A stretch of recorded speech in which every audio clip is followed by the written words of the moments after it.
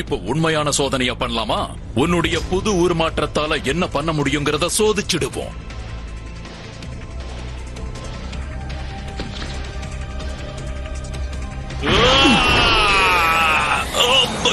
இப்பதான் பழக்கப்பட்டு இருக்கேன். என்ன நிக்க மாட்டேங்குது.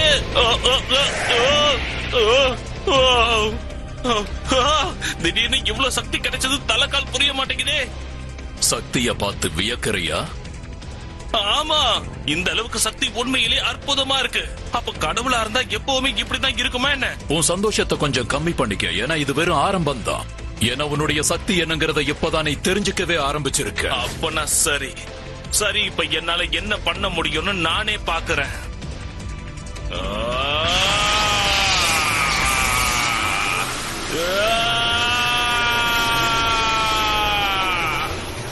வேண்டாம்,